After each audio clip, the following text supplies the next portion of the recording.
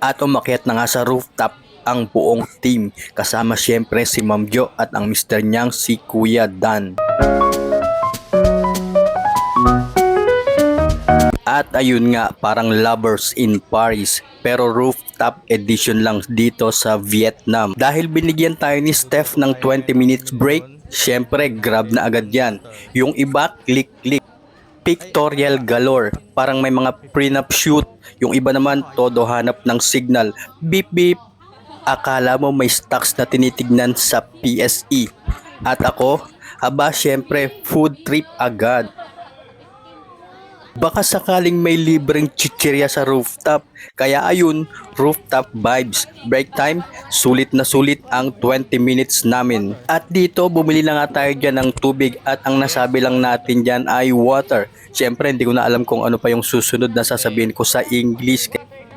Kaya ang sabi ko lang, water. So nagbayad na nga tayo agad at syempre ayan, susuklian tayo ng 100,000. Biruin mo yon, bumili ka lang ng tubig pero yung sukli mo 100,000. Grabe naman yan. Pagkatapos ng 20 minutes break na binigay ni Steph, napiling namin bitin na bitin. Nagpatuloy na ulit kami sa aming tour. At ayun na nga, nandito na kami sa tinatawag nilang bunker. So ano nga ba ang tinatawag na bunker ng Vietnam? Una, medyo creepy vibes kasi parang anytime may lalabas na zombie. Pero ang totoo, dito pala nagtago at nagplano ang mga leaders during the war. Kaya habang naglalakad kami, parang feeling namin secret agents kami sa isang action movie. Yung iba sa tropa nag-selfie agad syempre para ma-post sa IG na parang historical pero aesthetic. Ako naman, ang iniisip ko lang, may signal kaya dito sa ilalim? Baka pwedeng mag-ML habang nasa bunker. Ayun, from rooftop Drake to underground bunker. Full adventure talaga ang tour. At ito na nga, andito na tayo sa tinatawag na Tong Da Chen To. O yun na nga yun, napakahirap basahin. O telephone exchange sa Vietnam. Dito dati kumukonekta lahat ng tawag, parang giant hotline.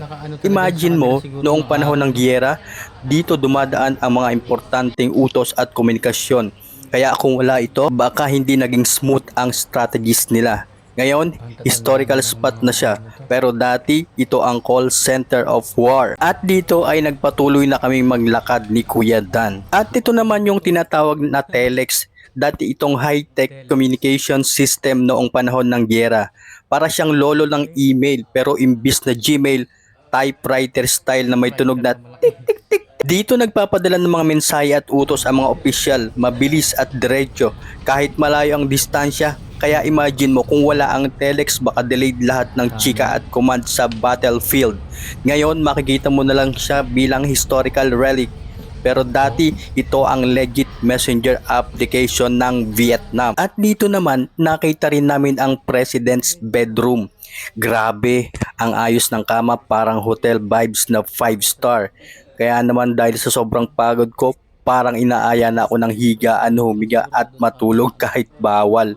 Habang nagtutour yung iba, ako naman halos nag-i-imagine na nakahiga na may aircon at may room service pa. Pero syempre bawal mahuli ni Ma'am Jo at ni Steph. Baka isipin nila nag-staycation ako dito sa loob ng Independence Palace. Kaya selfie na lang muna kaysa mahimbing na tulog. So guys, nandito tayo sa ilalim. At ito na nga, welcome sa kitchen sa ilalim ng Independence Palace. Oo, kahit nasa ilalim ng lupa, may kusina pa rin. Siyempre, paano lalaban ng mga sundalo kung walang kanin, 'di ba? Una mong makikita malalaking kaldero at kawali, parang handa silang magluto ng sopas para sa buong barangay. May mga industrial stoves pa, parang pang hotel. Pero dito sa bunker version, yung mga plato at utensils naka-display pa, parang ready anytime na mag-buffet si President. Meron ding storage shelves na puno ng bigas, gulay at karne. At syempre may refrigerator. Imagine mo underground pero may ref, parang ultimate survival kitchen. Ayun guys, babalik na tayo sa sasakyan. Babalik na tayo sa ating service. Ayun na nga, pabalik na kami sa sasakyan. Parang mga pagod na artista pagkatapos ng mall show. Pero syempre complete at cast pa rin. Si Ma'am Jo ang bossing na walang kupas at si Kuya Dan ang mister na full support all the way. Para kaming may mga sariling teleserye, ang tour na walang katapusan. At habang lahat kami pawis at gutom, si Ma'am Jo chill lang kasi alam niyang may susunod na tour na naman bukas. Pabalik na nga kami sa hotel para sana magpahinga. Pero ayun, may kumakalabog. Hindi pala sa pintuan ng bus kundi sa tiyan naming lahat. Gutom na gutom ang mga tropa, parang mga zombie, The Walking Dead. Kaya tinanong namin agad si Steph, saan ba dito sa Ho Chi Minh yung pagkain na hindi lang masarap kundi pwedeng magligtas ng buhay? Si Steph naman parang tour guide na nakatanggap ng pop quiz. Napatin sa malayo sabay sagot, "Don't worry guys, I know the place." Parang superhero si Steph. Pero instead na cafe, may hawak na Google Maps. Kaya ayun, imbis na diretso hotel, biglang nagdetour ang tropa. At nagpaalam na nga si Steph sa aming lahat. Parang teleserye ang eksena. Yung tipong slow motion sabay ihip na hangin sa buhok niya. Siyempre, natapos na rin ang tour. At bilang pasasalamat, binigyan namin siya ng tip. Pero teka, hindi basta-basta. Hati-hati ang tropa. Parang nag-aambag sa kuryente. O ikaw 50, ikaw 20, ikaw piso. Pero kahit piso lang ang ambag ng iba, ang importante may puso. At si Steph, umalis na parang bida sa pelikula. Hawak ang tip, dala ang respeto, at syempre, memories ng tropa na hindi makakalimutan. At tama na nga ang drama, nandito na tayo sa kainan. Syempre, gutom na ako. Unahin pa ba natin yung drama? At nandito na nga kami sa resto na itinuro ni Steph. Welcome to Watok. Pagkababa ng tropa, parang may marathon. Dali-dali silang nagsipasok kasi gutom na lahat. Yung tipong pati pader mukha ng crispy pata.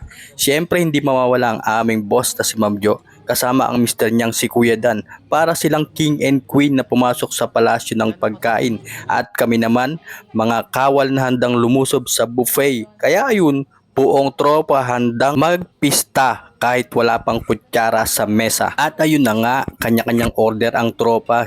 Siyempre hindi naman lahat pare-pareho ng panlasa. Yung isa gusto spicy, yung isa gusto mild. At sa wakas, nakabalik na rin kami sa aming hotel. Busog na busog ang buong tropa. Pagpasok pa lang, dali-dali na ang tropa. Kanya-kanyang akyat sa kwarto. Yung iba dumiretsong humiga. Yung iba parang ninakawan ng kaluluwa sa sobrang antok. Mga 4 PM na yon. Pero teka, hindi pa tapos kasi maya-maya 5:30 kailangan na naman naming bumangon. At saan ang punta? Level up cruise ship dinner. So kung kanina buffet, ngayon buffet na may alon. Good luck sa mga mahiluhin. At abangan nyo yung next video namin sa cruise.